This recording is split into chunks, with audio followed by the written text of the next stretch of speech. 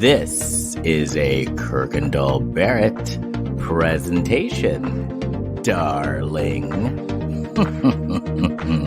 You can touch it if you want. Ladies, if you want to meet a man, check your storage closet. Come on, Kendall. Take off your shirt and go camera shopping at Best Buy. Good shirtless, not bad shirtless. Yeah. Well, it was gratuitous. Yeah, it was. I like a good grizzled man sometimes. A lifetime of Hallmark. Well, hello, everybody. It is your favorite day of the week. It is time for another episode of A Lifetime of Hallmark, where we talk about movies on both Lifetime and the Hallmark channel and try to make sense of them. I am Les Kirkendall Barrett. Hello, Jason Bowers. Hello, Les Kirkendall Barrett. It's been a minute. I know. And hello, Kurt Fitzpatrick.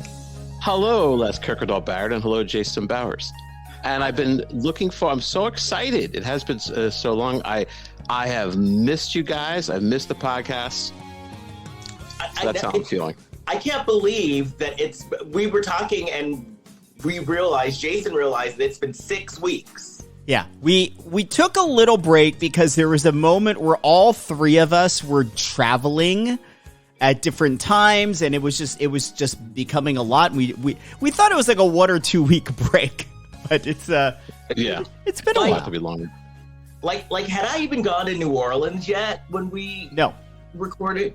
So God, I've been to New Orleans. I've been to Fresno. I've been on the road. Jason, you've been to Australia. I saw Kurt Fitzpatrick in person in Fresno. That's right. I saw Les Kirkendall Barrett. Right. I saw Les Kirkendall Barrett. Yeah. Oh, you guys were at, well, geez, where can we start? I saw you guys at an Oscar party. Yeah. Yes. Yeah. And it was fun. And Jason, you were a character from Everything Everywhere All at Once, right? I was Rakukuni, yeah. Yeah. And you won a contest. I did. I won the costume contest. I won this right here. It was an Amazon gift card. I just saw it on my desk. I haven't put it in my account yet. There was a lineup of people. There was like somebody, another character from that movie. Then there was someone as Avatar, which just kind of looked a little slapped together, but I knew what it was. There was an Elvis guy. He looked like Elvis. Mm-hmm. And what was the guy? There's one guy in boxer shorts and a t-shirt. Who was he supposed to be? What was that? Oh gosh, somebody just told me the other day who he was. Oh gosh. I forget. It couldn't have been when it was explained to me, I was like, oh, okay, yeah, that makes sense. But I don't. I keep forgetting. I've been told 3 times now, and I've forgotten every time who he was. Because I've seen all the Oscar, all the actor and the best picture and best director nominees, and I don't know what that was. That didn't ring a bell. Yeah, okay. Don't remember. Oh my God! But yes, I mean it has been between you and I, Jason. We hit both Mardi Gras. Yes, we did. Yeah, I was in Sydney, Australia for World Pride, and Sydney's Pride is their Mardi Gras festival. So that's or they do Pride, but their big gay event of the year is the Mardi Gras. So it was massive.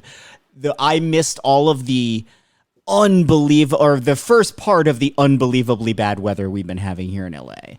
I missed the snow, the day that it snowed in LA. I missed that. I completely missed that. But I landed in Australia, and my feed on my social media was all my friends posting these photos of snow in LA. It was so weird. I was walking home, and I'm walking, and I look at my coat, and I'm like, what is this soot on my coat? And then I looked up, and I was like, holy shit, it's snowing. Weather, Kurt, I know it sounds like we're just being LA pussies that are like, oh, we're not used to the cold. It's different here because it doesn't rain much. And when we have a rainy season, it's not like when it rains in a New York or even a Seattle. You get rain there. It's it might rain for an hour or two and then it's kind of done. LA, when it rains, we get downpour for a day or two. And normally when it's rainy season, we'll have a day here or there where we get that. But here it's been downpour for 2 days. Then we get a break and we think, oh, okay, it's done. And then downpour again. And then it's been like that since, I don't know, January. Just almost every other day we're getting rain. It's terrible.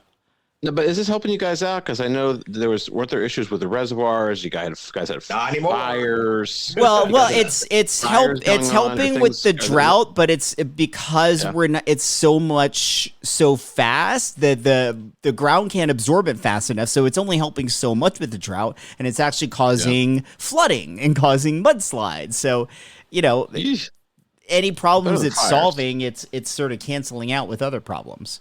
Yeah. Meanwhile, on the East Coast, we don't even get snow in New Jersey. I don't think it snowed maybe twice. It didn't really. I think we had snow for half a day on the ground. That was for the whole winter. Well, and then Kurt, you were because you were here in Fresno when we had a flood watch. Yeah, there was some rain. Well, I missed. I went to the Rogue Festival. I only did like the first half, if that. I was there for like 2.5 days, something like that. So. It was raining when I was there. It was raining hard, but I think it was the week after you were having some serious weather. By the way, I saw Kurt Fitzpatrick's show. It was very good. Made me cry a little bit. Didn't you both win awards? Yes. Yeah. Oh, I didn't get my award though. Did you accept my award for me? I did not. Almost. I don't know who's got it. Yeah, we got like a sold out. I got a full house award. I think you got like a full house. I sold out twice. I was like 3. I only had 2 shows, but because I was supposed to have 3, but my flight arrived late, so I missed my first show. But there's anticipation.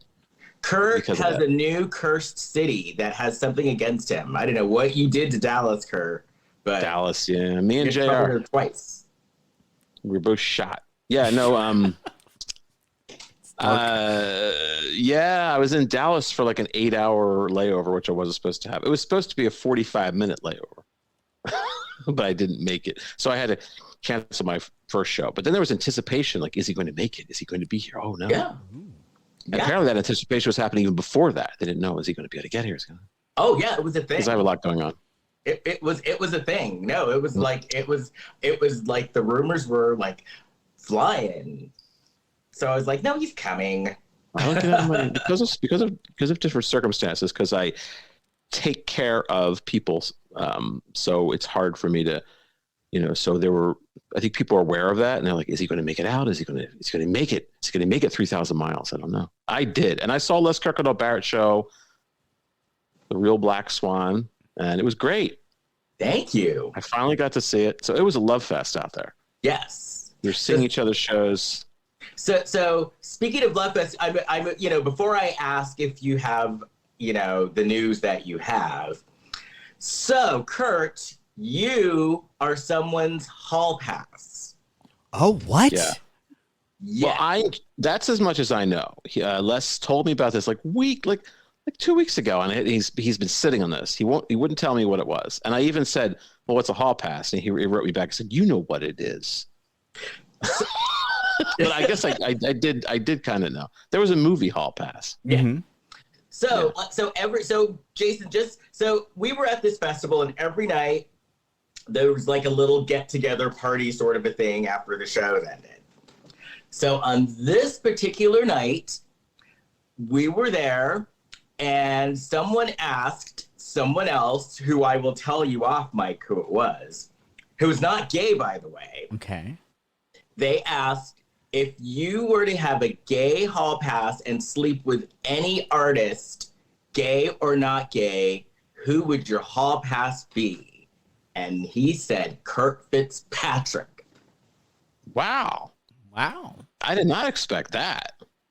Yes, and then he threw a compliment. He said you're funny. He said you're good looking. You have a great personality. So there you go, Kurt. Well, I'm very flattered by this. So, geez, I wonder who this was. You know exactly who it is. You know who it is. Did you get into the granular details as to who would be top or bottom in this fantasy scenario? Whoa. Let's not get carried away here. Hey, if it's a hall pass, we got to know which direction the hall pass arrow points. Maybe you do. I don't know if we need that much of a visual. Knowing them. I mean, if something's going down a hallway, we need to know whose hallway. Whoa. Knowing them both, actually. And you know that's going to make you uncomfortable. That's why you're saying that. Yeah. It's not fair. You should, our audience at home, he's laughing his ass off. Of course I am. Knowing them both, the other person is like tougher. I don't want to know who this is. I think we've had enough of this. Is a little tougher. He is. He's tougher. So I could see him being the top, just because he's kind of like he looks like he knows his way around a fight. You know, does he know his way around a hallway though? Yeah, the one who has the hall pass. Well, say does he know his way around a hallway? That I don't know. I don't even want to know who it is.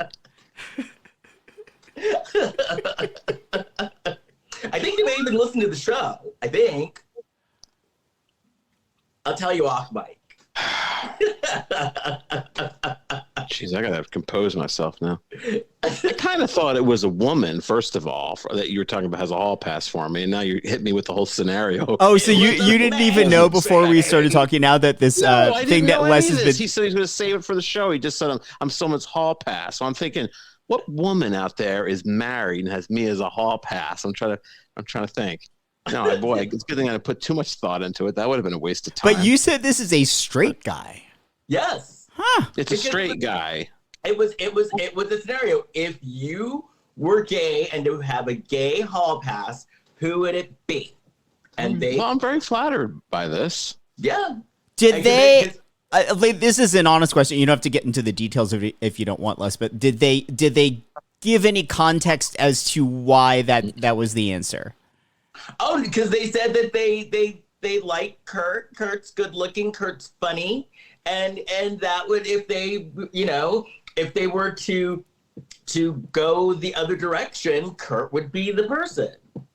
Kurt, I don't know if you're on any dating apps, but I think you should, this needs to go in the profile of I'm not gay, but I am somebody's gay hall pass. Have at it, ladies. All right. And the person's not bad looking at all. not bad looking at all. I might know who this. You know who it is.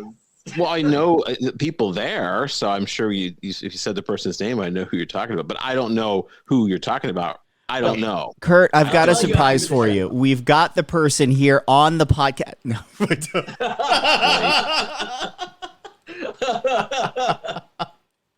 This isn't fair. That's why you want to tell us this story on the air. No, that's good. That's good. What am I going to do with that? Well, I thought this was... Apparently, whatever you want. I thought some ladies were eyeing you up in Fresno too, though. Oh yeah. Yeah. All right, give me a list. See, I wasn't there that long. I was only there for like a couple days. Couldn't make enough of a connection.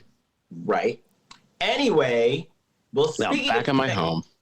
Now, speaking of connections and Dynamite, and someone who I'm wondering what is going on with them, because there's a lot of news. So much. Do you have any Blac Chyna news? Doing a piece of China. China. I'm talking China. The Blac Chyna Report. Here's Kurt Fitzpatrick. Well, there's been an onslaught of Blac Chyna news. Even our friend of the show and special guest from the shelf-shedding movie show, Jason DeBray, he's apparently really into Blac Chyna, which is a surprise. He's been sending me articles. It's Well, I don't know, he knows that you are our official Blac Chyna reporter, so yeah, he's the Blac Chyna. Oh, because I'm the no, you are. So he's making sure that you have all of the important news. Another attractive quality that I have. Okay, so this is from mirror.co.uk. The headline is okay, and this article kind of hits a lot of stuff that's been happening. So the headline is Inside Blac Chyna's makeUNDER. You know, there's a makeover. She's got to make under. Yeah. makeUNDER journey as she transforms to natural look after finding God. Okay, let's get ready.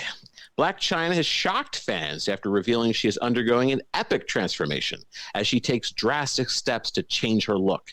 The reality star, 34, was previously known for her cosmetic work, but recently announced she had a bum and breast reduction. She also made the move to remove her facial fillers to gain a more natural look amid her life-changing journey. Her physical appearance isn't the only change she's focused on, as she wants to set an example for her daughter Dream Kardashian, 6, and son King Cairo Stevenson, 10. I want you all to be a part of my life-changing journey, she revealed on Instagram last week, along with a clip from a clinic. I reduced my breast and gluteus maximus. You all have the power to heal your life, and you need to know that, says Angela White. As Chyna makes, that's Blac Chyna's real name. As Chyna makes changes in her life, we take a look at what steps she's taken on her personal journey. Okay, this is definitely worth it. Okay, so the TV personality has previously admitted to having a number of cosmetic procedures, including 4 breast surgeries, liposuction, and a bum enhancement. But now she's giving her image a complete makeover. Earlier this week, she filmed herself at the clinic preparing for a breast and bum reduction operation. She seemed excited as she explained what she was doing and shared a clip of her getting blood work done. She says, so one of the things I feel is going to take me to the next level is obviously taking some of these ass shots out. Chyna said she first got the injections when she was 19 years old, explaining her reasoning for undergoing the reduction. The model said she's moving up in life, adding, I want this out of my ass so I can grow.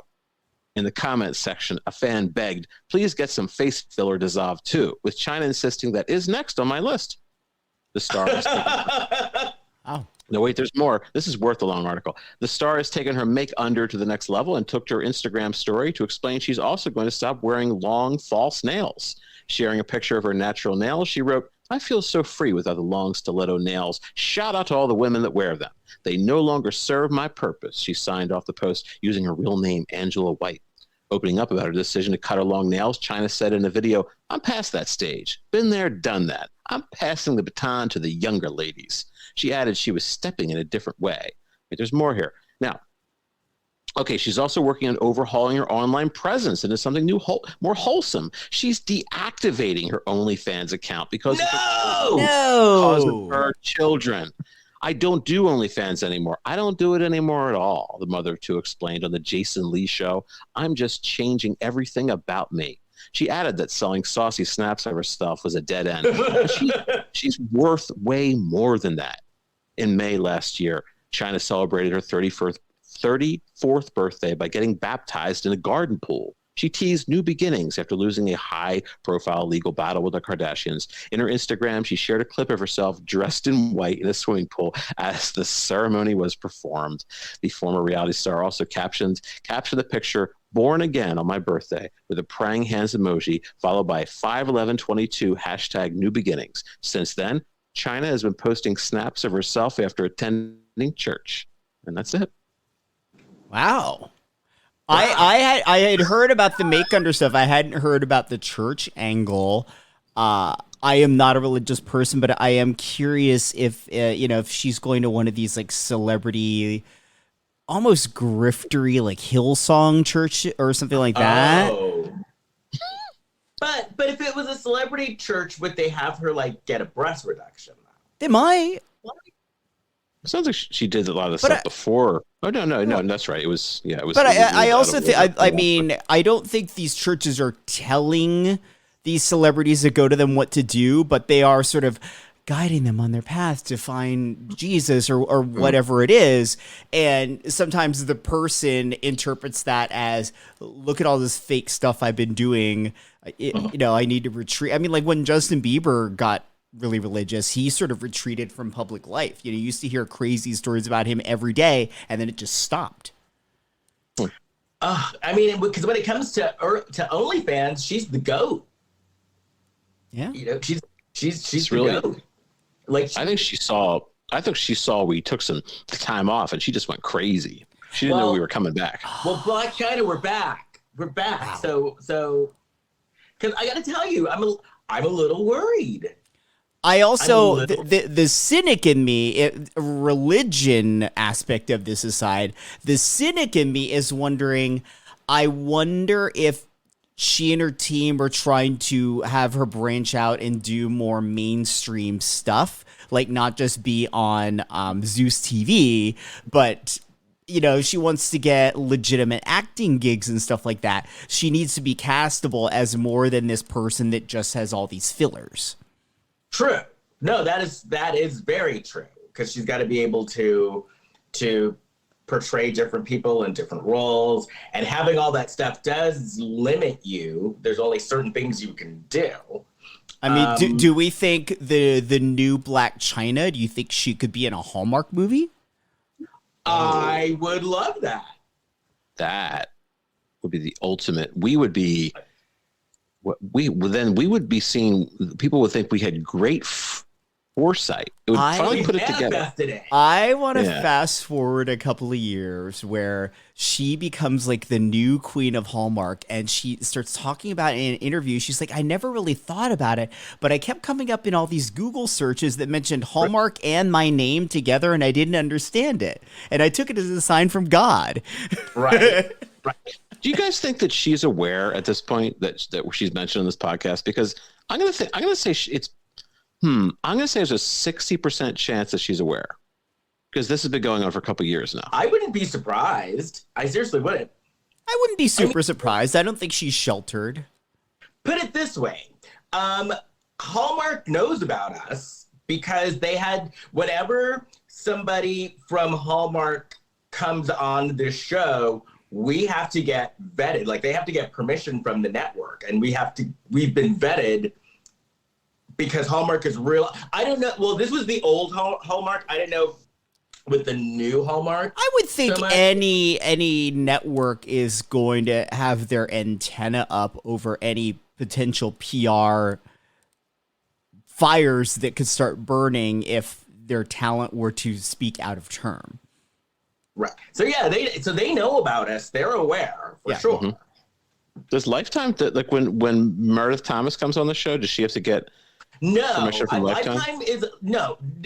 Lifetime's a lot less strict. No, Meredith can come out whenever. I mean, I think they know that she does stuff on her own, but I also think Meredith is smart enough to not trash Lifetime, which she wouldn't do anyway. But like, if one were to start doing that, I'm sure the network would be like, "Why are we casting you in all these movies if you're talking smack?" You know, right? Like, Meredith loves working. I don't think they're going to trash that. Yeah. I saw Meredith Thomas today. I was with her this afternoon. Aw, how is she doing?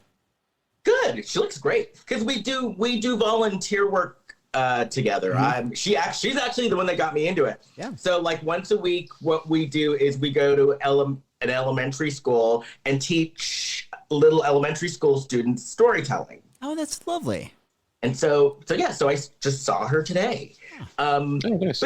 But yeah, I think definitely though, like Lifetime. Well, because the old Hallmark, remember, they had that image that they needed to portray, and like actors who appeared on talk shows were given a strict set of rules that they had to follow. Like, they were only allowed to wear certain things and say certain things, and that was that Lifetime. You know, I'm sure Lifetime would be like, hey, the dirtier the better.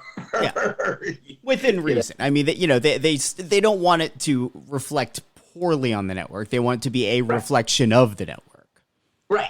And you are right, Jason. I mean, Meredith isn't the type of person who would do, she's not that type of person anyway. Yeah. So yeah. I heard, you may have mentioned this, Jason, but on the new season of Ted Lasso, there's this like a whole monologue about Hallmark Christmas movies. I haven't seen the new season yet. Season 3? Okay. Yeah, I haven't seen it yet. Okay. I'm gonna watch Ted Lasso tonight. Yeah. I mean, I do know, like, Fantasy Island on their Christmas special had a Christmas special where the person's fantasy was to be in a Hallmark movie, and then the two leads ended up having sex, and that like messed up the movie, and everything went crazy. Wow. Yeah, that's not a Hallmark movie. So before the podcast, changing gears a little bit, but I think you'll appreciate this, and I don't know where this will lead us, but before the podcast, I read something that I hadn't heard. There is a community of people that are very excited because that Blockbuster Video might be making a comeback. I saw that headline. Yeah. What was that about? So over the weekend, some people noticed that Blockbuster reactivated their website. And on the website, it says something like, we're rewinding your video. So everyone's like, what are they doing? Are they bringing back Blockbuster? I don't know what that would mean. I don't know if somebody has bought the brand and they're going to use it as the name for a streaming site, or they're going to start selling more. I can't imagine they're going to be, doing sending DVDs or having brick and mortar stores. That doesn't really make sense in 2023. I love those video stores. Actually, I actually know who I can ask. So I did a festival in Halifax, Nova Scotia, and there's a guy who did a Blockbuster show. Oh. And he's still up on it. So I'm going to shoot him a little message. Yeah, see what he knows. My friend. I loved going to the video store. And Blockbuster really, they had it figured out, because you used to go to video stores and there would be a new release and you could never get it. All the new releases were out. But Blockbuster would just have 50 copies of. They got so big that they were able to strong arm the studios into giving them a favorable rate if they bought in enough bulk. Yeah. They had 50 copies of JFK with Kevin Costner. So you could be sure to get your copy of. And then it would get beat to hell, and then they would sell it for $2. Yeah, I have a copy of JFK from Blockbuster. JFK from Blockbuster. You never. I have a VHS copy. Yeah. You never turned it. You never gave it back. I bought it. No, I bought it. It was for sale, a used copy. It was 2 tapes, man. What, JFK? Yeah, that movie was long. Yeah. Be kind, rewind. Mm-hmm. That's all I have to say. What about Jason? Were you here when Video West was here? Yeah, Video West is literally at the bottom of my street, where they were. Yeah. Yeah. Wait. Oh. Could you get this? Get the soundbite ready. I've got the news. Okay.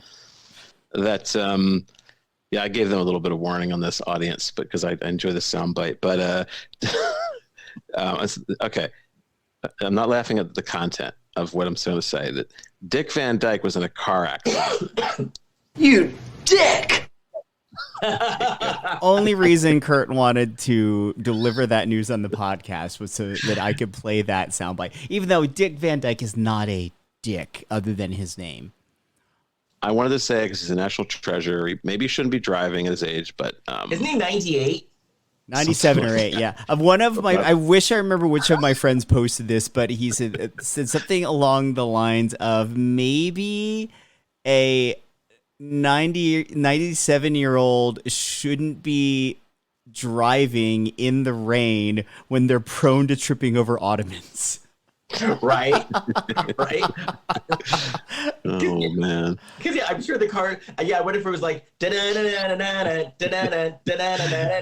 on now. I didn't bring this up to make a mockery of it. I wanted to wish him the best. You brought it up so that I would play this soundbite. Dick! That is 100% to make a mockery of it. Well, I thought he died. It was we had the national news on it. It said later on our story about Dick Van Dyke. I was like, oh no, I know. Died. I will admit, when his name started trending, I was getting alerts and I just saw Dick Van Dyke jump out. I was like, oh no! I was so worried that he had passed away.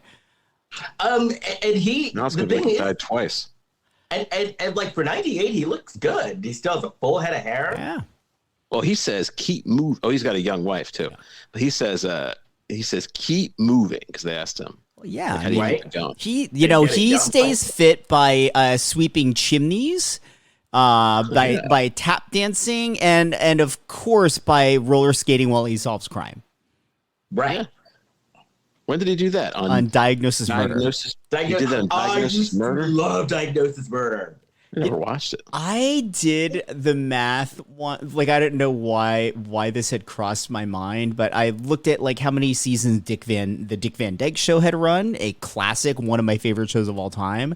And then I looked at how many seasons Diagnosis Murder had run, and I did the math, and he actually spent way more hours on television playing the character from Diagnosis Murder, simply because the shows both ran for several seasons, but Diagnosis Murder was an hour-long show, and Dick Van Dyke was half an hour. So he spent more time on our TV as the roller skating doctor who solves crime. And then wasn't Scott Baio on Diagnosis Murder for a little while? Oh, yuck. I think he was. Yeah. I never saw that. Boo. Yeah. But I like the Diagnosis Murder because I like the theme song because it would be like da-da, then it'd be a flat line. Maybe they'll bring that. They're bringing back Matlock with Kathy Bates, and maybe they'll do a female Diagnosis Murder. That's what I was going to bring up. Remember Andy Griffith? Yeah, came out with, because everyone watched Matlock, so he came out with like this album. Remember that? Well, he was a singer too. Yeah, it was a hit album because all these Matlock people bought his album. Oh, my mother used to love Matlock. Yeah, Andy Griffith was a singer, and so was the guy that played Gomer Pyle, Jim Nabors. Jim Nabors had an album. Yeah. Surprise! Surprise! Surprise! The late Jim Nabors. But yeah, Matlock. My mom used to love Matlock. I was just reading Jim Nabors' Wikipedia page. This is what happens to me like late at night. So what did you learn about Jim Nabors? Well, there's a rumor that he was married to Rock Hudson, but it wasn't true. It was like the rumor started because somebody sent out, like, I think they were friends, but somebody sent out a joke, like a joke invitation to like saying that it was like the marriage of Rock Hudson and Jim Nabors. So what was it? Gomer Pyle. Oh, they said it was a rock pile. And so this created a rumor that they were actually getting married. And so because of the rumor, because like Jim Nabors, I guess, and Rock Hudson were I guess, still in the closet, they had to then never be seen in public. So. What did Jim Nabors move to Hawaii? He lived in Hawaii. Yeah. He spent the end of his life in Hawaii. Well, that makes you wonder, like, was it simply because they were two closeted gay men and everyone just sort of put them together? Or were they actually a couple at one point? Like, was Rock Hudson hooking up with Gomer Pyle? Well, that's an explanation for it being just a rumor, but who knows? Well, who knows what was going on there? And then that makes me picture Gomer Pyle during sex. Just ew. golly. Man, this show has gotten into some dark corners. I guess that would be a rip from the headline. It's a dark hallway.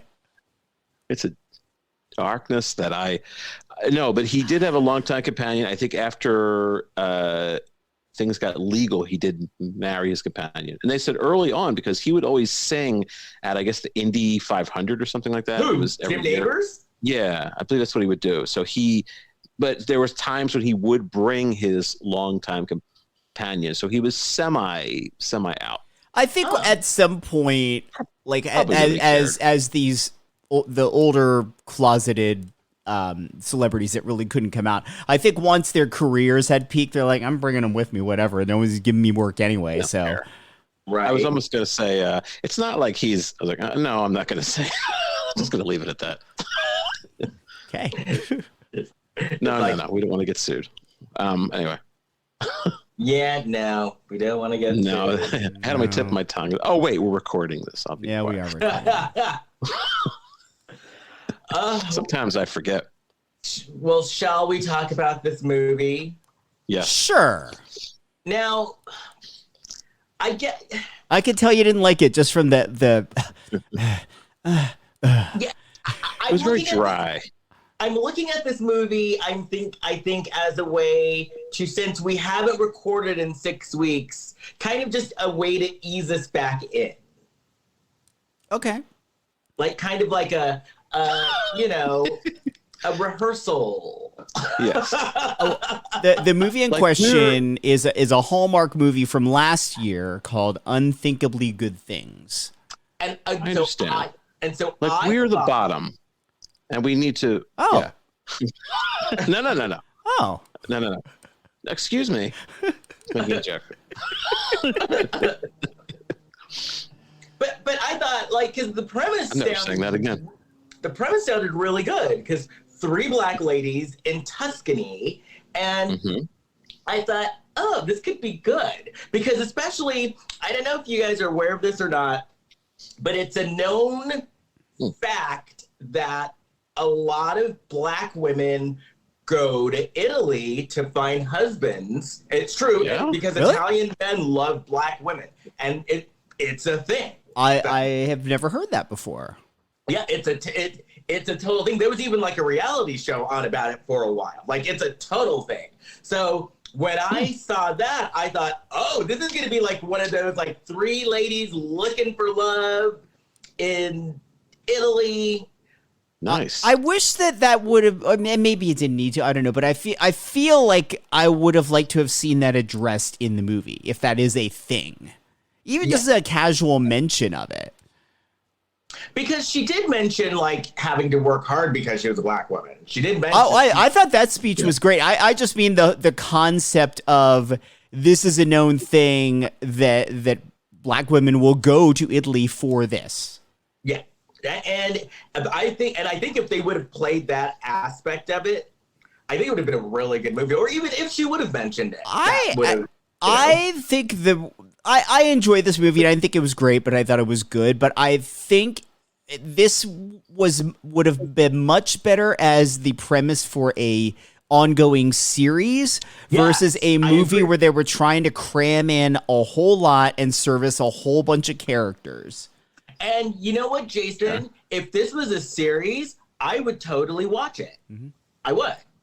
We'd have to. But no, but this is, well, no, because like series-wise, as you both know, that would be like right up my alley. Mm-hmm. A TV show like that. No, we have to watch. Oh, well, do you mean a series, or do you mean like 3 movies? No, like a Sex and the City. I don't want to do the bullshit of the wedding veil. No, like a Sex and the City. But I think that's honestly what they were trying to do with the wedding veil, is have characters that you want to keep coming back for. But they're trying to cram it into 6 movies versus like a season of 20 episodes or whatever. Yeah. Yeah. I think Hallmark is realizing that while the business model of doing a new movie every week has been working for them, they fluctuate in terms of how many people are watching, whether or not the people really want to see who's starring in that movie or want to see the premise of that movie. And maybe, switching to a series model for part of their schedule makes more sense. So they've been moving towards that. Now, I'm not going to lie. I think another reason why I was a little disappointed was because I started watching a movie. Tamara from the twins, Tia and Tamara, was in the movie. It was about 3 girls, and they were going to like a resort, and it was 3 Black girls going to like this resort. And what do you mean Tamara was in this? Then I realized, wait a minute, Tamara's not in the movie we're watching. No. And I was already like 15 minutes in, and the movie was really good. Oh, okay. Got it. Oh, you watched the wrong movie. So I stopped like 15 minutes in, and I was like, damn it, because the movie looked really good. Oh. This movie was a lot slower, and it wasn't a bad movie. It was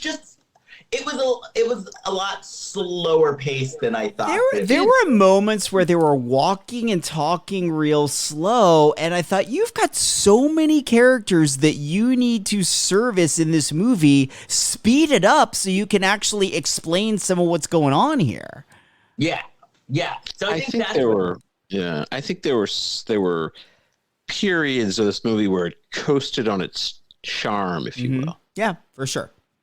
Yeah. And when it did that, actually, I was fine with it because the 3 of them had chemistry. I liked the 3 of them together. I liked that bond that they had. I like that guy who, well, we'll talk about it, but the guy in the cooking class. Yes. Oh yeah. I liked him too. He just made me smile. Mm-hmm. Lucas. He was hot. Lucas was hot. Yeah. The guys in this movie were hot. Mm-hmm. Because you know how I love an Italian man. Yeah. I'm not saying any guys are hot. I'm just saying he was very charming, and I enjoyed him. Yeah. Kurt's like, I don't want to be anybody else's hall pass. Well, I was zoning out and trying to think about who the hall pass person was, and I was like, wait, Kurt, focus. And I was thinking it better not be so-and-so because I'm not his bottom. Man, the after show. This is when we need a Patreon page because the after show in this one. Right. Oh, because we're really holding back. Well, no names are being named. It's behind a paywall. I guess people don't know who we're talking about. So maybe it wouldn't be. It's only, well, I don't know. It's value. There's value to it for some people. Okay, I'll focus. A minute. So we start off in 2005. That's when you and I met, Les. That was the year we met. We met in 2005, Kurt, in Cincinnati. That's right. But this was this in Atlanta or where was it? San Diego. San Diego. Okay, and there we see a Jeep, and these two of the ladies are. And so what are the ladies' named? Allison, Risa, and Malia. Melina with an N. Yeah. Melina. Yeah, and Risa. Her full name is Teresa. Yeah. Teresa. They call her Risa. Yeah. Allison was played by Karen Pittman, who I'm familiar with because she's on the morning show. Well, I'm familiar with her because she's on the new Sex and the City. And is she? Like that. Oh, wow. She's getting some work. And Risa, I think it was in the Scary Movies. I think she's from that. I don't know the actress that played Melina. I'm not familiar with her but I'm sure she's been in things I've seen. So Allison and Melina were sitting in the Jeep, and then we see Risa run out because she was confronting her boyfriend for cheating. Which I thought that was a lot for Hallmark. Yeah. Not just talking about cheating, but she's confronting her boyfriend about cheating. There was a joke that something about Allison having slashed someone's tires, and then we find out that she apparently actually did it when she was in college. Like, way to go, Hallmark! The new Hallmark. Yeah. And so then Risa runs out stealing a dog, and it was it's her dog, wasn't it? I thought it was the boyfriend's dog. They implied that it was the boyfriend's dog, but she was justifying it that it was her dog. That's rude. This is super illegal. She's dog napping in a Hallmark movie. She's stealing a dog. Yeah. So and then they speed off. So then that sets up, these are like lifelong friends. Well, I didn't know she was stealing the dog. It's rude. So then we come to the present, and we're in Tuscany, and we see Allison and her hot Italian boyfriend, Nico. And Nico is like really into her. He is digging her. And he's digging her so much, he wants her to meet his mother. But then Allison says, well, do you think that's a good idea? I'm leaving in 2 months anyway, and so I thought that we were going to keep it casual. So then we cut to Melina, and we find out that Melina's restaurant is in trouble. And she's up for this magazine. This magazine is going to do a story about her restaurant. It's like a restaurant reviewer is going to come. Oh, okay. And so she says it's very important because if this reviewer reviews your restaurant and likes it, that puts your restaurant on the map. So it could save her restaurant. We also find out that she is a cancer survivor as well. So then But they're going on a girls' trip to visit Allison. That's been mentioned already. And while they're there, Melina is going to take some sort of cooking class in Tuscany. Right. So then, so what happened next, guys? I'm trying to find my. Well, then it says 1 week late. Oh, actually, you skipped over the one thing. I think so. Risa is with her husband, right? Yeah, Andrea is her husband. Yeah. And they're at a greenhouse or like where they're shopping for like fresh vegetables. There's mention of we're doing farm to table, but that whole thing is dropped, and I feel like this detail could have been used at the end of the movie to tie something up that wasn't tied up that really should have been. So I'll get to that when we get to the end. And then we find out that she's retired from the military. And that she's trying to get pregnant. Yes.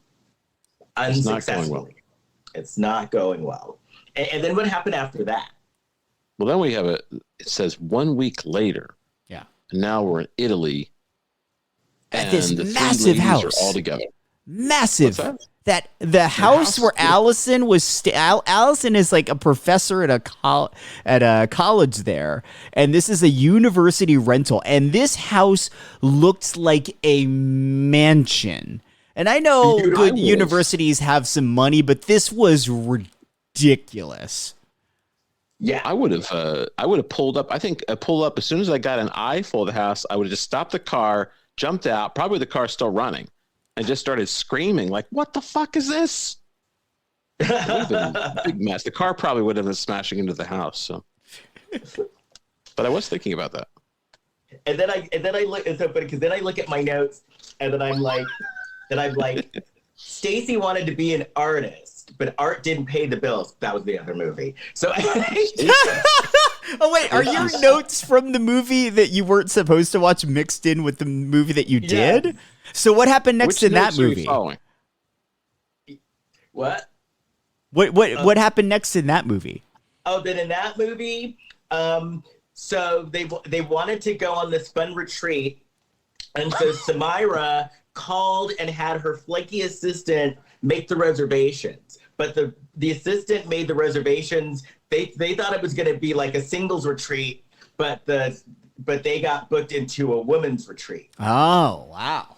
A woman's retreat. You mean like a convent or what? Not like a convent, but like a woo-woo woman's, Oh boy. Like we don't need men. We don't need men. Yeah, I know. One of those? Okay. I know women who have gone to those and then came back and seen me. Well.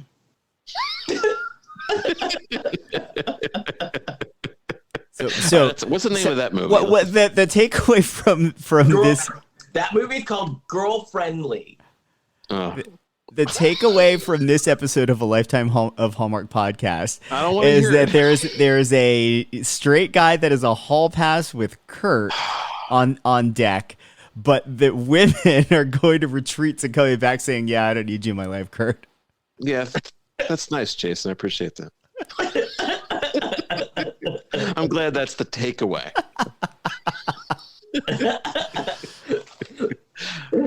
So what? Oh. So what? My notes are all. So what happened? My notes are all messed up. Melina. 1 week later. Yeah. So Melina's restaurant it's only been open a year. It's struggling.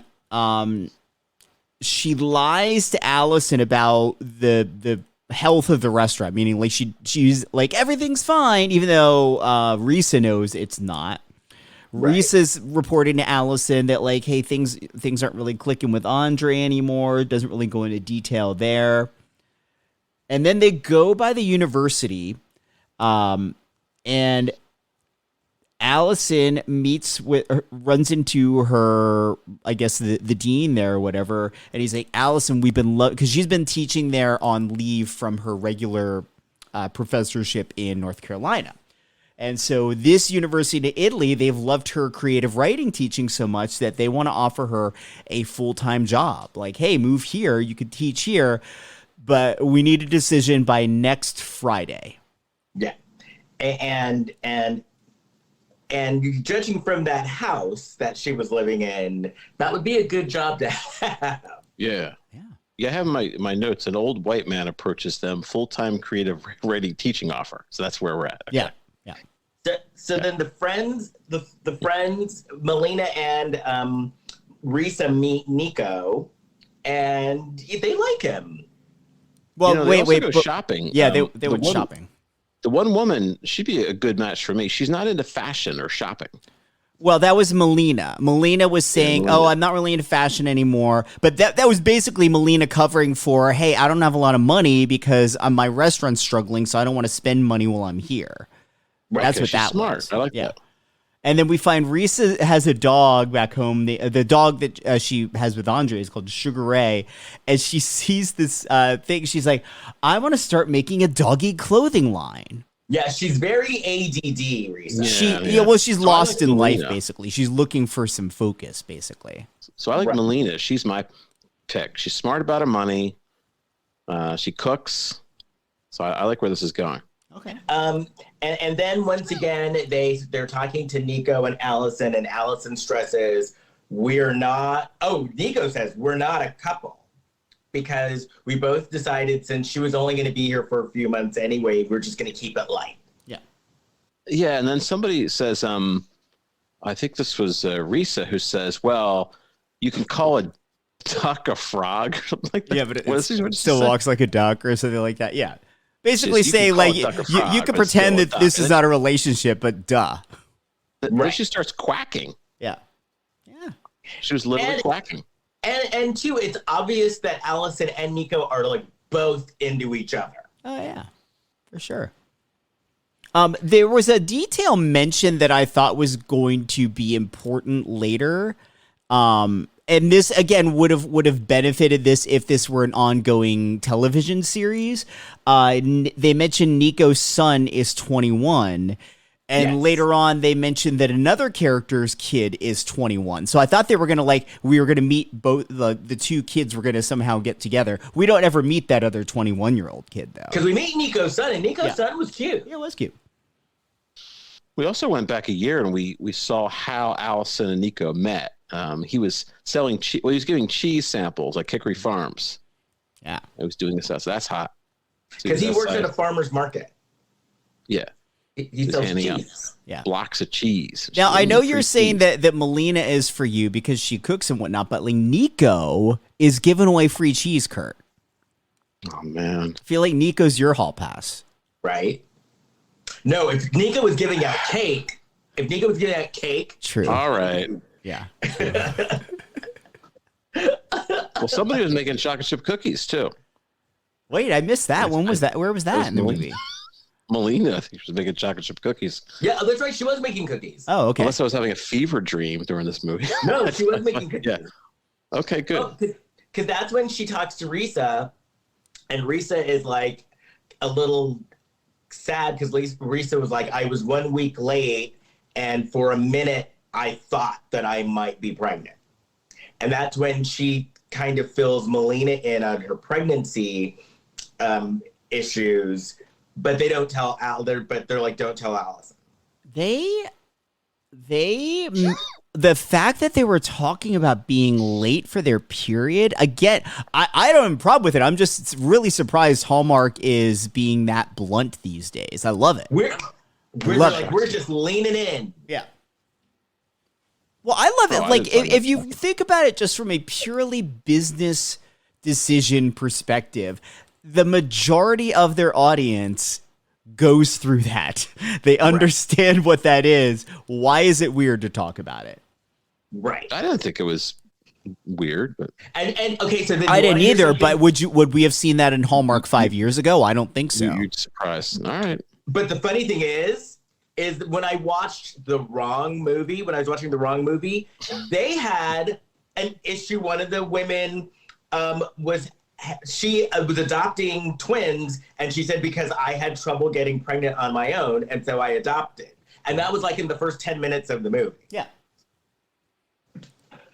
So I guess they're like, we're gonna address real women's issues. Yeah, as they should.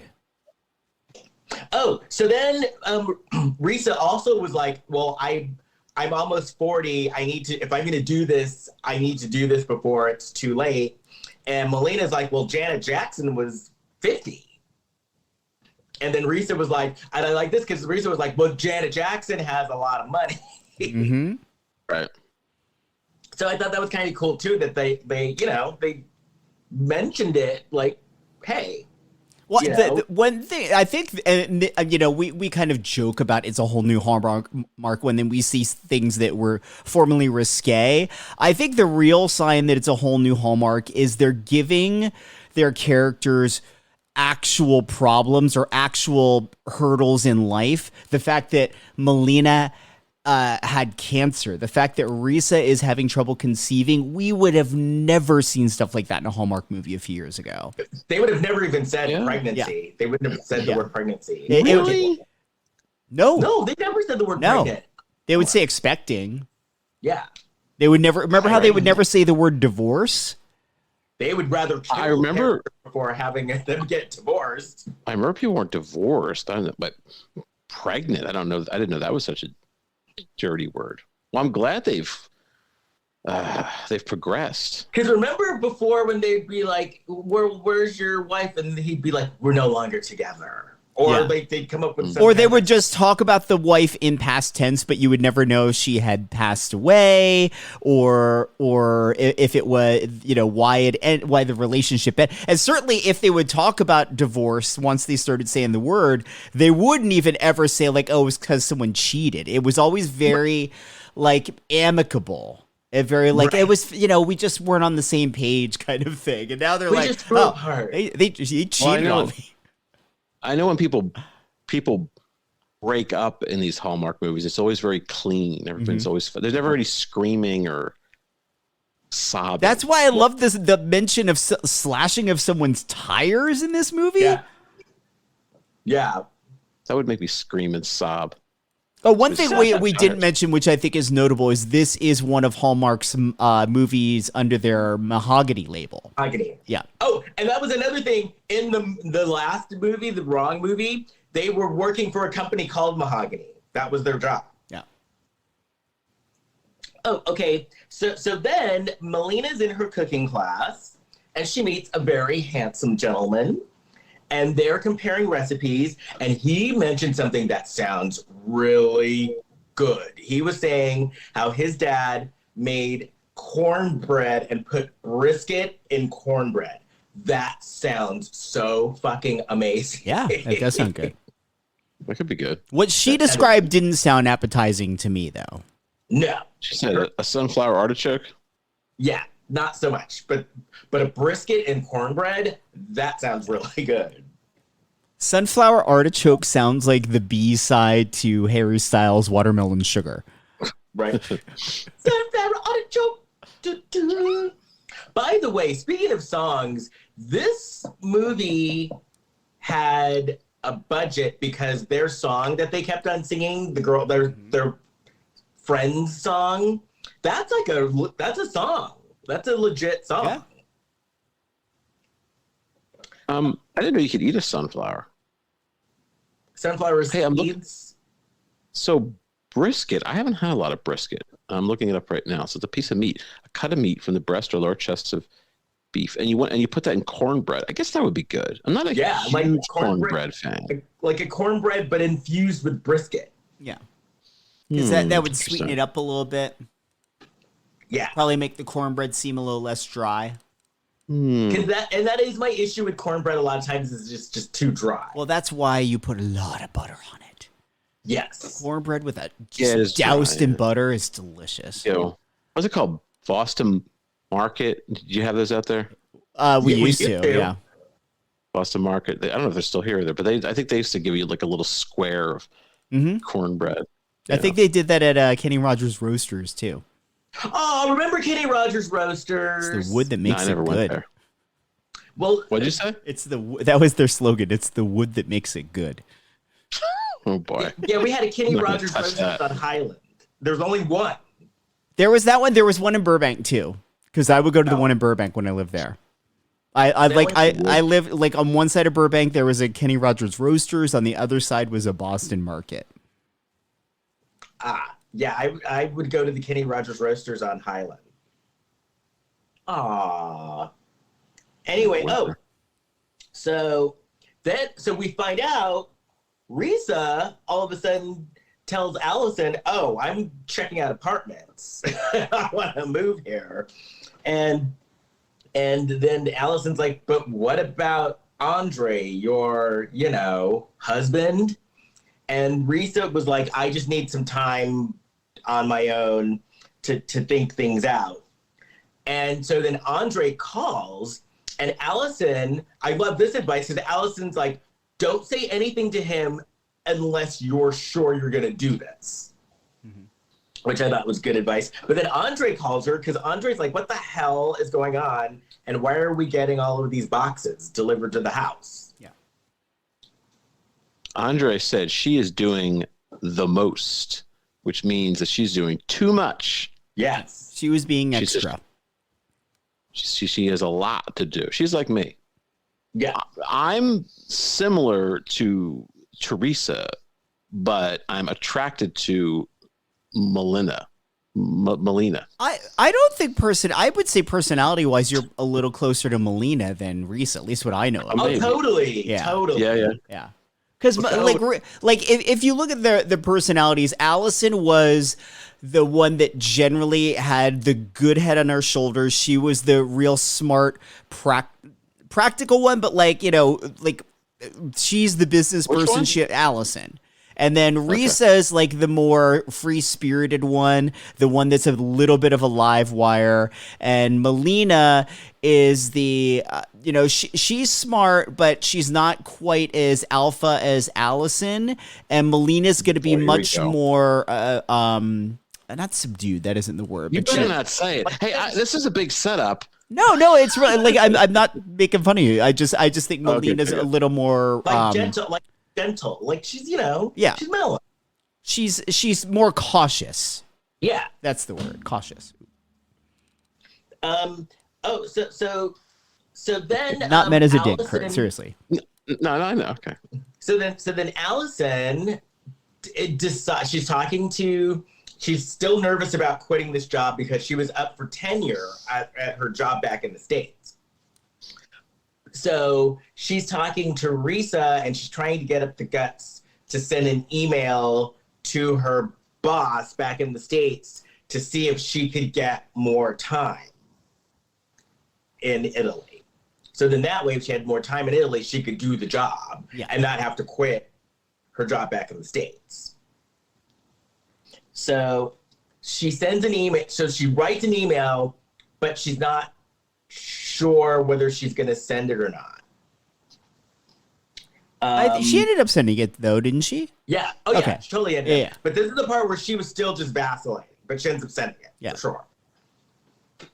So then Melina finds out that the critic, she was trying to keep the critic at bay until she got back, but the critic is still coming anyway. And so she now has to leave early because she wants to be there when the critic is there, and she doesn't trust the people who she has watching her restaurant to do well. Yeah. But the critic. And we forgot to mention, like right before this, we see Melina in that cooking class she mentioned early in the movie, and she's paired at a station with this hot guy named Lucas, who pretty much immediately asks her out too. Oh, Lucas! Yeah. Lucas was went straight in for the kill. Yeah. Yeah, he asked her out. She shut him down, but they clearly have a chemistry with one another. Lucas did not give up. No, he should not. It's like, let's have some dinner. She's like, I don't know about that. It's like, okay, it's fine. So then, we also find out that the manager of Melina's restaurant quit while she was gone as well. Mm-hmm. So then, I wonder how Food Critic operates. I guess I've seen this in movies before, but the critic goes to the restaurant, and do they give them like a sampling of everything? If other movies about food critics are to be believed, they don't normally give their restaurant a heads up. They want to be able to review it honestly based on a real experience versus the experience where they're fawning all over you because they know you're the critic. Right, and they just go in and order something. Yeah, almost like a secret shopper kind of sitch. So not very fair though if you're just having one thing, but I don't know. So Allison sent the email, but she mentions that she still hasn't heard back yet from her boss. So meanwhile, Risa is annoyed with Andre because she says that Andre doesn't she likes to do stuff and Andre does not. So Andre doesn't spend time with her. He says he's working. That was his excuse for that. Yeah. So I have a job. So then we cut to Melina at the market with Lucas, and he asks her out again. Yeah. We also find out that Lucas was married, but his wife is no longer with us. I see dead people. And he has a daughter who is almost 21. It was that detail where it's like, oh, we're going to meet her, and she and Luke, is it Lucas? or not Lucas, Nico. Nico's kid are gonna get together, but we never put them together. A second chance at love. So then we're all at a wine tasting on Nico's property. So obviously Nico probably has a lot of money. Oh, this was on his property? Because remember, and like all of his friends showed up and his mom. Yeah, I think it may have been on the either they owned a winery or there was also something about truffle hunting. Were they truffle? Yeah, they went hunting for truffles as well. Yeah, but no, Nico was not poor. So like they go to this vineyard and all of the friends are there, like Risa and Melina. Well, they're in a cave, like a cavern, like the ones in like. Well, it's like a wine cellar, I think. They were doing wine tasting. Yeah. But they were in a cave, like it was the. I think that's where they were doing the truffle hunting. Was in the cave. Oh, okay. By the way, at one point, like in this scene, Allison's like meeting Nico's family, and she's looking for Melina, but she mispronounced it and said Melinda, and they left it in. She called her I rewound it like 3 times. I think she called her Melinda just now, not Melina. Maybe her name was Melinda in the beginning. No, I think just because on the page it's only one letter different. She probably remembered it as Melinda said it. Nobody caught it because it wasn't real pronounced that she mispronounced it. It was like, have you seen Melinda? Right. It wasn't like she said, have you seen Melinda? So I thought for a minute the movie was going to go this way because remember they showed Risa, and Risa knew all about all of the wines. Mm-hmm. I thought that they were going to run with that plot and maybe have Risa get involved with the vineyard or something. I thought that she was possibly going to get involved with Melina's with Melina's restaurant. Because that scene early in the movie that I was referencing earlier, where they're at the greenhouse, they're buying all these vegetables. She mentions we're going farm to table. And the very next scene, she's at Melina's restaurant talking to her about the health of the business. I was like, oh, she's going to end up helping her friend out here. Right. But that does not happen. Right. And she is looking for things to do. Yeah. So then Allison meets Nico's friends. They love her. Like they all love her. They invite her to a grape stomping. They're going to make some wine and stomp some grapes with their, gnarly yellowed feet. Enjoy the wine. And then is that really how they make wine? I don't want to know. No, back then, yeah. You're jumping up and top. Now there's like machines that do it, but yeah, back then they used to stomp it. Haven't you ever seen that I Love Lucy episode? Back when they shot this movie in 2022. Yeah, I know. I've seen, and there's another one, the Disney movie, right? Fantasia. Don't they do it in that movie? I've never seen Fantasia. Fantasia, aren't they making wine in that movie? All I remember about Fantasia is like there's elephants going dun dun dun dun dun dun dun. I saw it when I was a little kid. I went to see it. That must have been a scary movie as a little kid. I thought it was unusual. I remember going to school the next day and telling a kid what I had just seen. And it was. I think that was one of those things that when they were making the movie, I think they genuinely thought, oh, this is animation for adults, which wasn't really a thing back then. And then it came out, and because there hadn't ever really been animation for adults and it was Mickey Mouse in it, everyone's like, oh, it's a kid's movie. And then you take your kids and you're like, it's fucking classical music. The kids don't want to watch this. I liked it. I enjoyed it as a kid, but I could tell you my mom's friend, so she had kids that were older than me, and she dropped her kids off to see Fritz the cat because it was a cartoon. It was a cartoon. She just dropped her kids off, enjoy the movie. And did they get into the movie? I don't think they did. People don't know that was an X-rated movie. Oh, I did not know that either. Yeah, you didn't know that? X-rated cartoon. Yeah. I don't know that. Fritz the cat. Fritz the cat. That's funny. it's like, no, not Felix. I've seen that. I've seen Fritz the Cat too. I saw it like, as an adult. I saw it. So do you have that on a DVD from Blockbuster or VHS? No, I don't remember how I saw it. Fritz the cat, the horny, horny cat. Oh, I don't remember there was a song. It was Ralph. Well, it was originally an R. Crumb comic, and then it was adapted as a movie by Ralph Bakshi. Yeah. Who did Cool World, and he did like the Lord of the Rings cartoon. Yeah. Ralph Bakshi. Oh, so Melina shows up and she's being kind of sketchy. And and then this is where they kind of have a little tiff, because Risa tells Allison, well, Melina didn't want you to know that her restaurant isn't doing well. And then isn't this where they said, where they told Allison about Risa's pregnancy issues? Yeah, they were all basically calling each other out for the things they've been lying about. And like Risa tells Allison that she's being judgy. It was a lot of pointing of fingers at like, well, you've been lying to me about this. Oh, you've been lying to me about this. Oh, you've been lying to her about that. Well, Allison did have judgy eyes, though. Judgy eyes? She Judgy did. eyes. Is that an Eric Carmen song?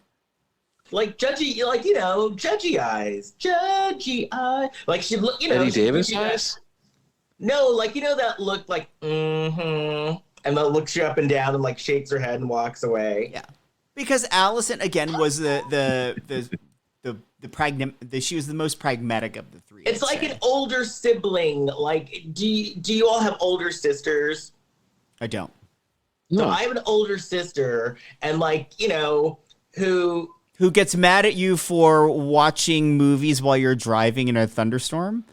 Yes. But Well, we're judgy too, then. Yeah. no, but like, but where I'm going with this is like, so sometimes, like in my family, my older sister basically took over my mom's role. Yeah. And so she thinks she's the boss. But but like, when your older sister takes over the mom's role, then she gives you mom looks. Yeah, for sure. Like my older sister totally gives me mom looks. Yeah. Especially like I'm the youngest one now. So no, I totally get mom looks. Do you get mom looks even now as an adult? Oh, yeah. I get mom looks. Mom looks and mom lectures. Totally. I haven't had one in a while. But in return, do you give her pissy teen eyes back at her? I'm not going to lie. I have given pissy teen tude. Did you go into your... I'm not even going to lie about that. You went in your room and slammed the door? I did that as an adult. I never did that as like a kid. And then my parents, as an adult, I went in my room and slammed the door. So I got it in. Okay. I got it in. Love that. So then Allison meets Nico's mom, and once again, like, the mom loves her too. And the mom is like, because Nico's trying to wear her down to stay in Italy, and then the mom starts trying to wear her down too. Like, the mom...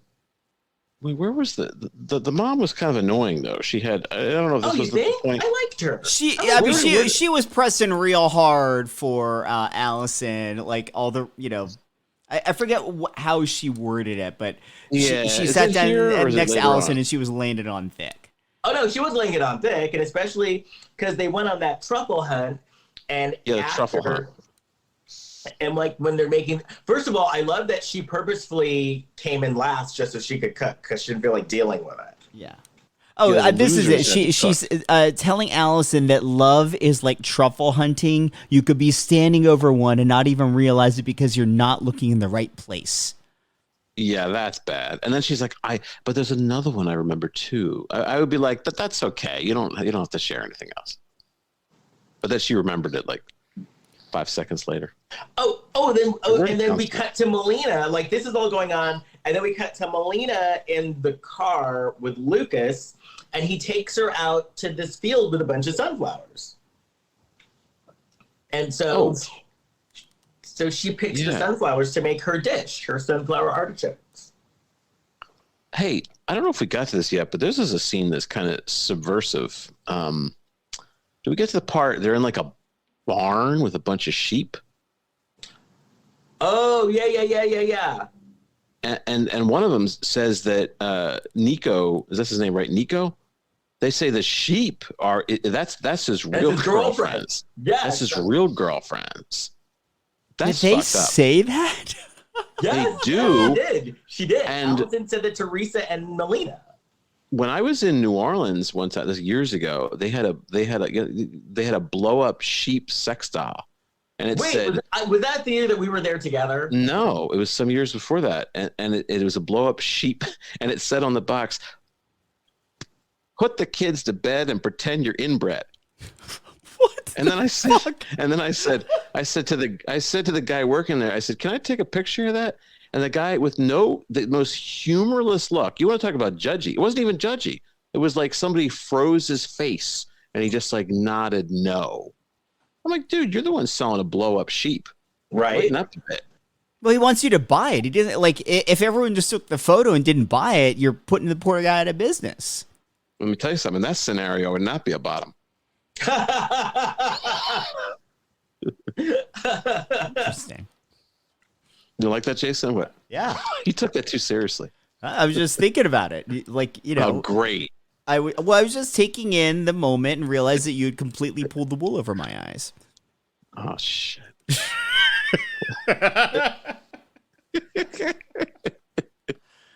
Was that bad?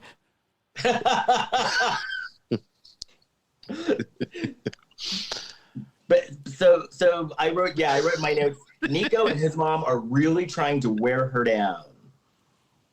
Wearing me down.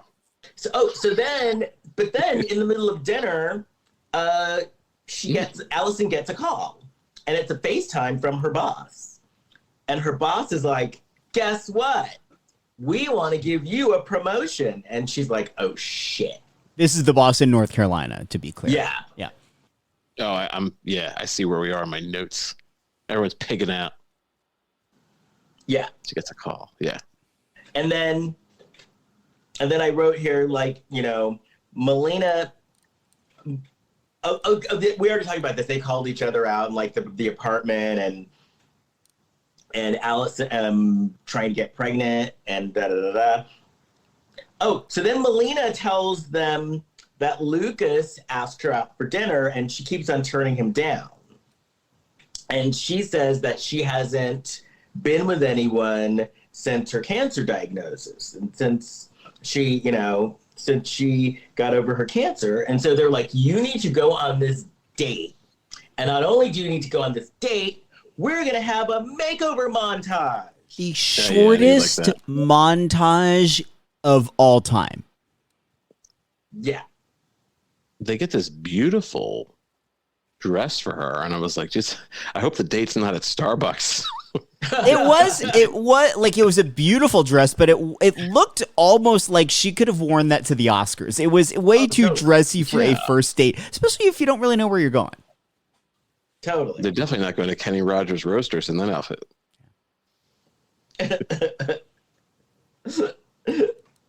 Wait, but then they had two montages. They did. This one was much more fleshed out, the getting ready for the date montage.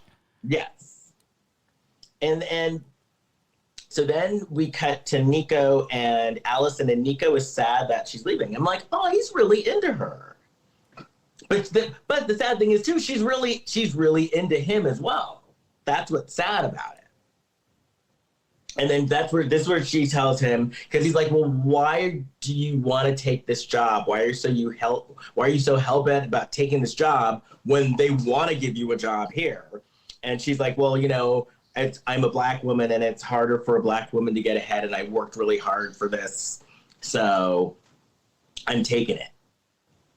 Because that other job, she's like, because she'd get tenure, and that's like a guaranteed thing, whereas this one is not yeah, she'd have the job, but it's not a guaranteed thing, and it's not as prestigious as her job back in North Carolina.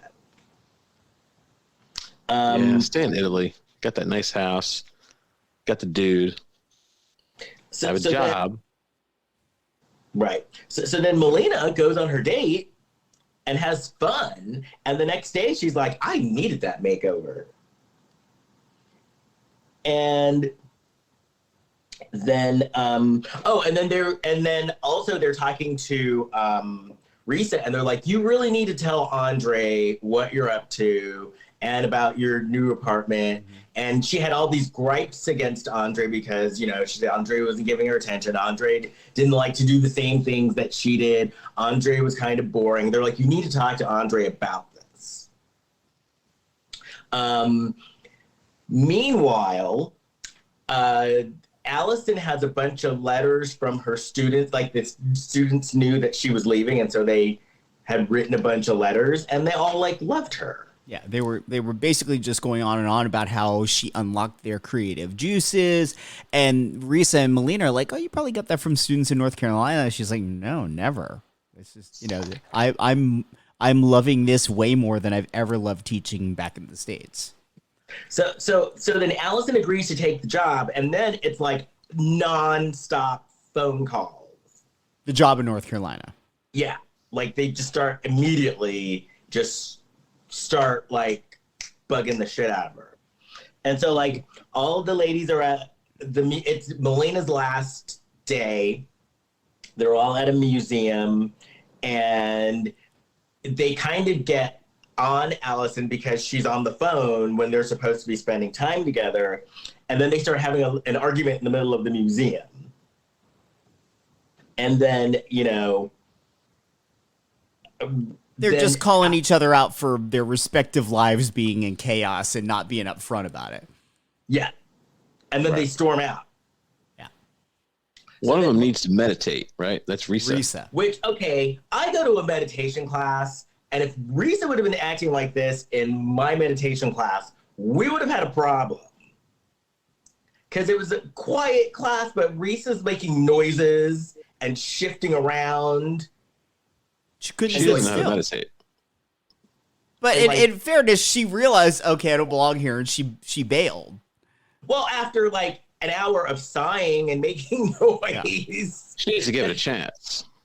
And walking around. That's a beautiful thing. I'd be like, would you sit your ass down? Would you be quiet? But yeah, so she leaves.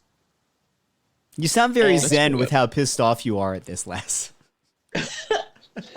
No, I get it too, because you really truly can get a lot out of that experience. Oh, yeah. Absolutely. She's not kidding. I'm just enjoying Les's experience of her experience. Les basically being like, try to find inner peace, motherfucker.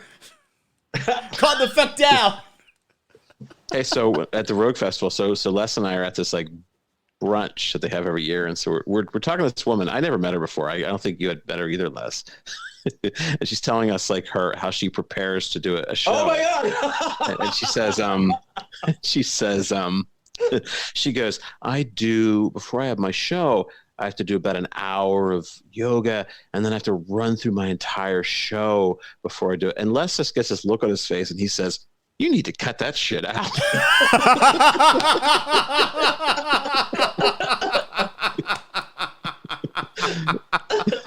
Oh no, I think you said you have to let that shit go or something like that. Yeah, that was what it was. Because she was going on, and I was like, because we were at this brunch, and it was at 11 in the morning, and she was saying I have a 5 o'clock show, but I got to start preparing now, and it's like, come on, seriously. And I saw the show, and she didn't need to do all that. Okay. No? Actually, the show was not bad. It really was not bad, but she didn't need to do all the shit she was talking about. Well, right. Everyone has their process, Les. Okay. Look, now who's got judgy eyes now, Les? You need to cut that shit. Also, I was pressured. Family. I was pressured. I really had to know my lines. I know my lines because like Les was going to get on me. And there's one point in the show I did have to look at my script. I was like, "Can I have a look at my script?" I even said, "I look at my script," and the audience is like, "Yeah, go ahead." And I walked over, like Les is like sitting right there. Like I didn't have judgy eyes though. Right in the corner where the script was. I know, right? Right? No, you didn't have judgy eyes. But I didn't have judgy eyes though. No, because at that point though, I was really into what you were talking about. Yeah. It worked out. And your slides were good. Because he had slides along with his show. Yeah. Oh, so anyway, oh, so we see Allison and she's like giving this speech and it looks like she's talking to someone, but then it pans out and she's in a line and it's a long line to buy Nico's cheese. Yeah, she's basically like trying to. The speech she was saying would seem like it was to Nico and was sort of accidentally to the guy in front of her in line. Is how she wants to work on this and do long distance, but then she just bails. Yeah, she leaves the line. Oh, because she had a Zoom. She had like a phone call. Yeah, she had a Zoom call with the board in North Carolina to just to the formality of discussing how she's going to head up the department. So then Melina goes to Lucas's house and Lucas is just going for it. You can't blame the guy because he gets an A for effort for sure. Yeah. And then but she finally gives in. And because they come to the conclusion, he's like, life isn't guaranteed. And then she finds his dad like made him a cookbook. Yeah. And that kind of and she kind of got an idea. So then we cut to Risa and she's in her new apartment. And she calls Andre and she's honest with Andre. And then we find out that she's scared because she's like, well, what if I can't get pregnant? Then are you still gonna want me? And then yes. And that was a good scene. And then we see Risa and Melina at lunch, and we find out Melina has decided, I'm staying here. I'm not going back home. Not for good. She's just staying for the duration of the trip she had originally planned. Yeah. Yeah. So then, Allison and Risa go to find, Melina and Risa go to find Allison. Yes. And Allison is at a church. And they look at TikTok. The ruins. They look at TikTok, and she's on TikTok at a church. That's where they find out where she is. Yeah, it's these ruins that like is her favorite place to go to.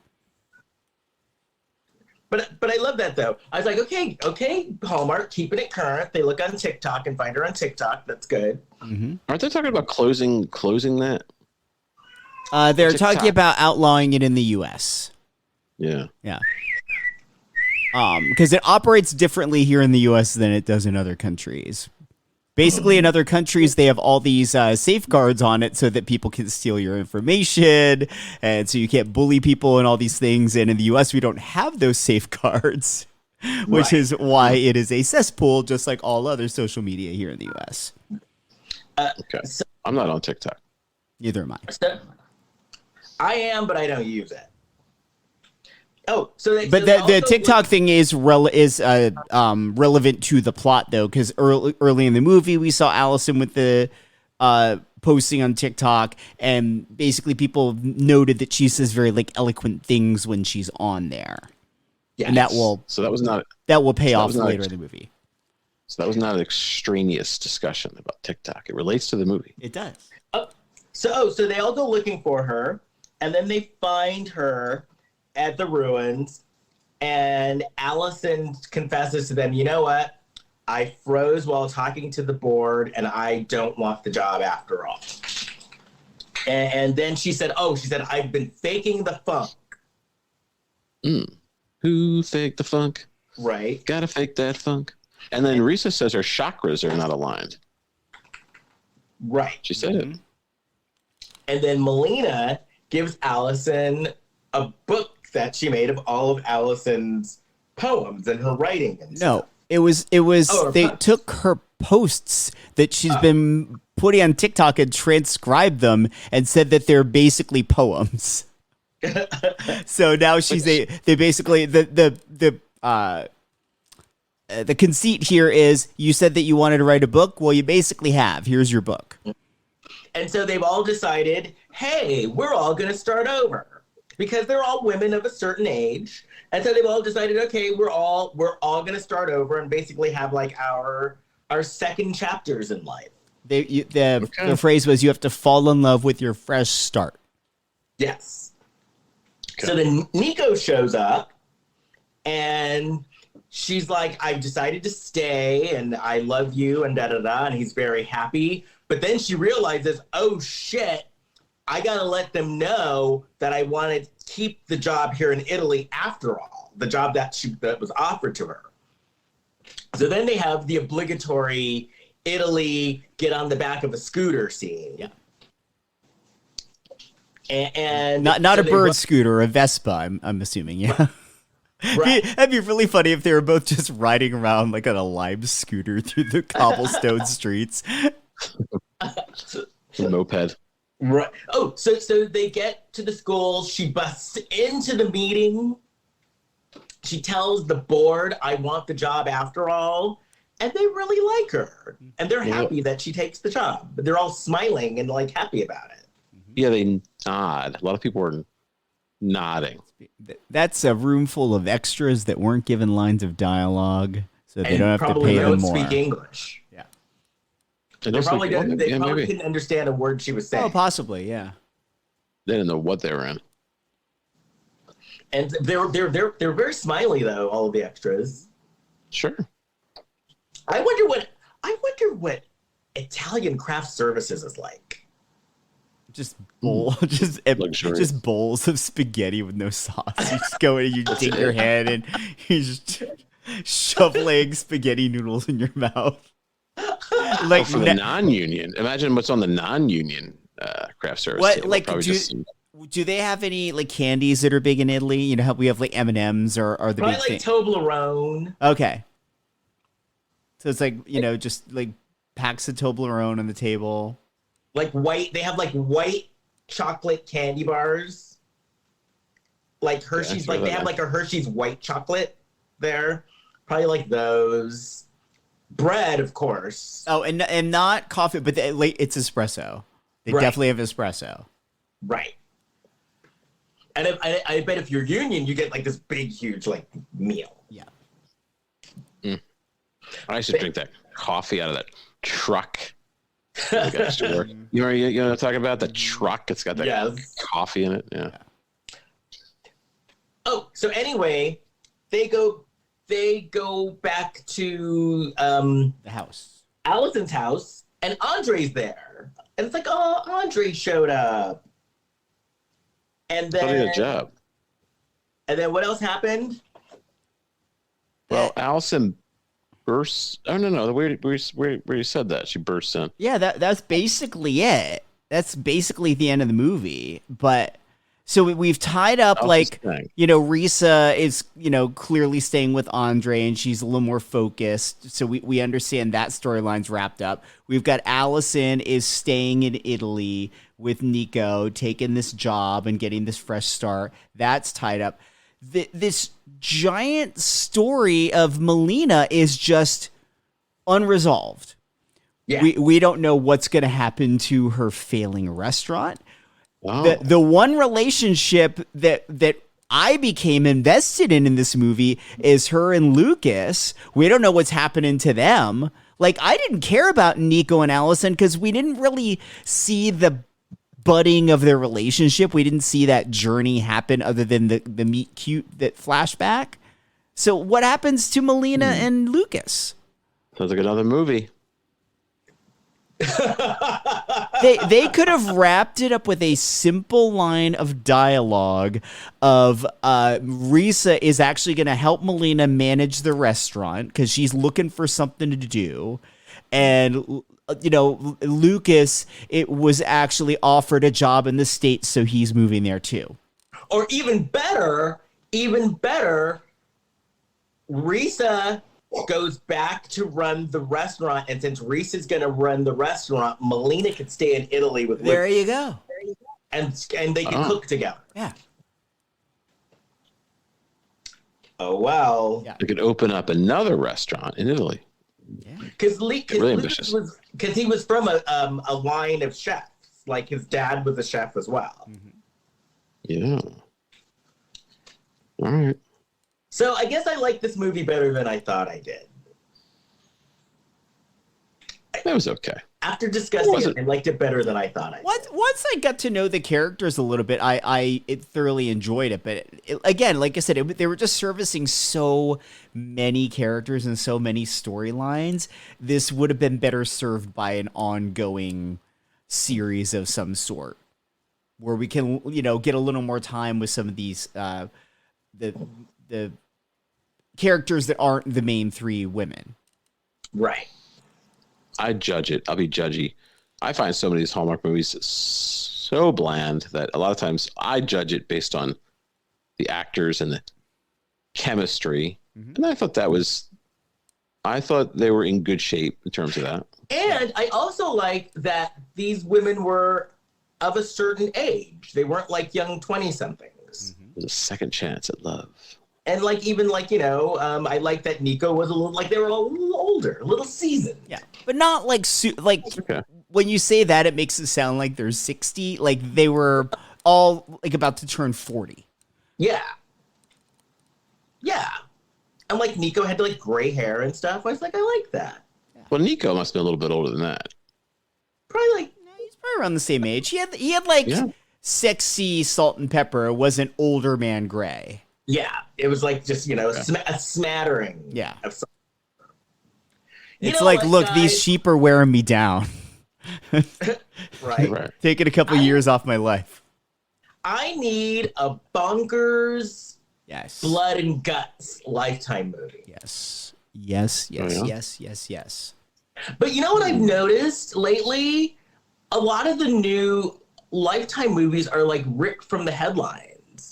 They do a mix. Have they? I don't think they've done a wrong movie in a long time. Didn't you say last time that we talked 2 years? I don't know if it's been that long, but I don't know if they're doing movies under that banner right now.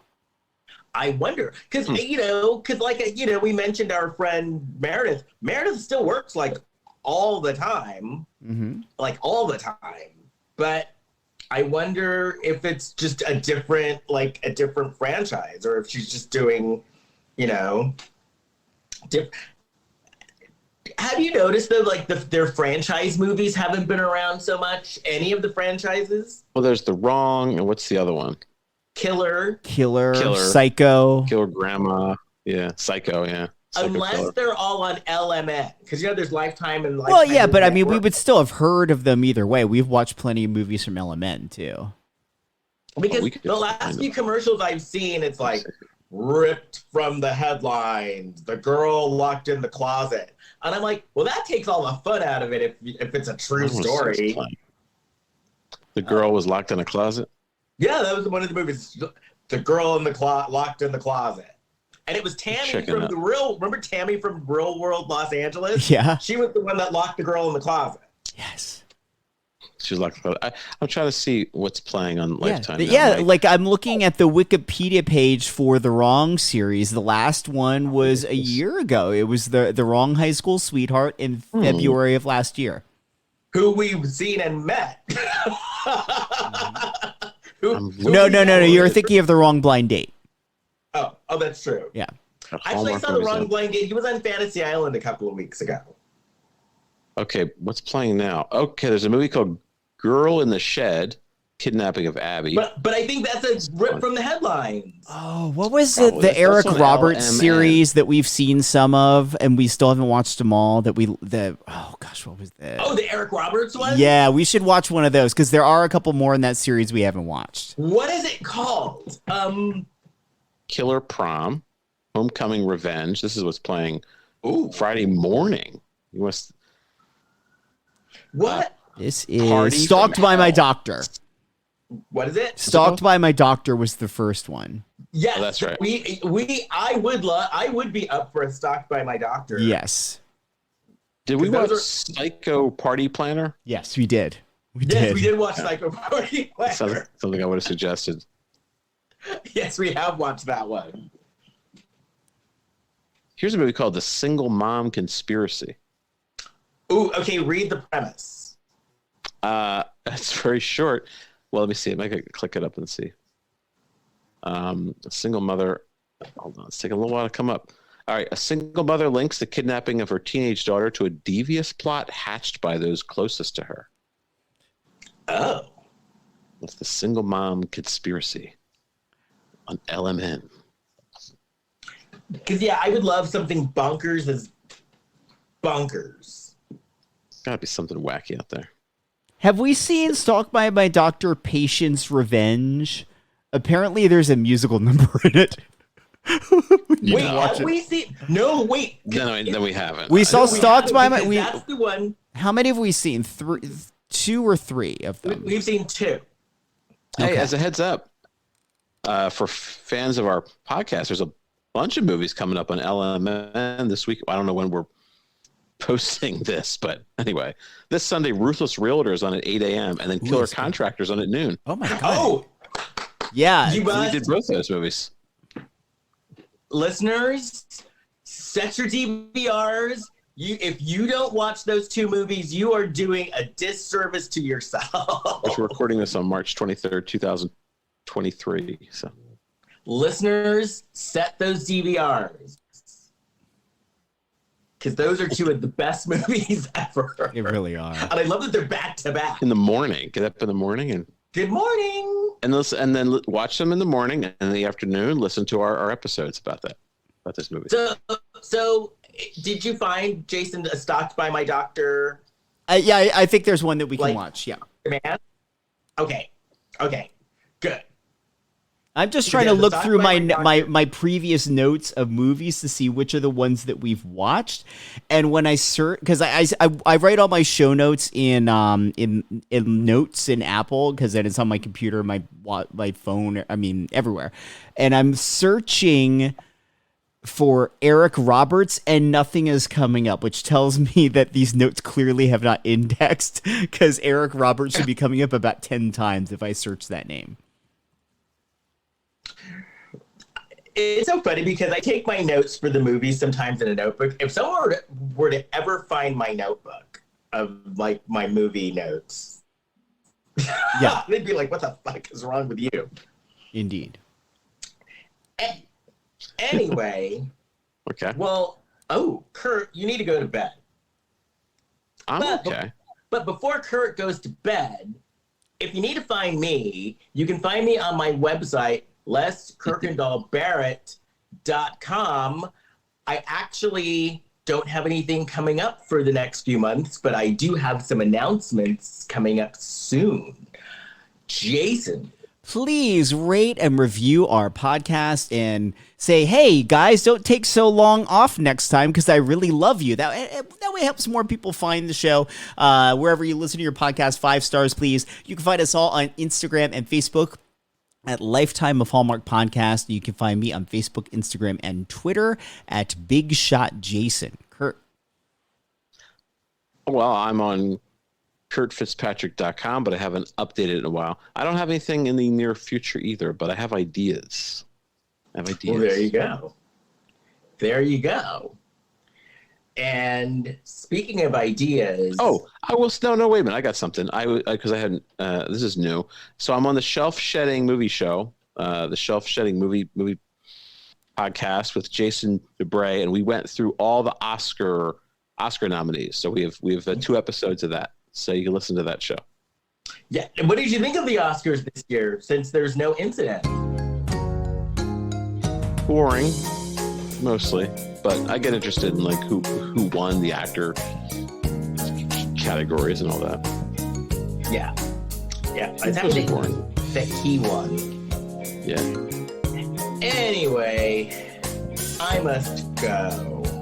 And then we must end the show because then, Kurt, I can tell you who it was. Cruel to the audience, though. They're not going to know. But the audience, you're not going to know who these people are anyway. So. Unless you're like Heather from the Road Festival and you know everybody. She does listen to the show. Right. Hi, Heather. All right. I get to find out. All right. Okay. Bye. Bye. Okay, bye.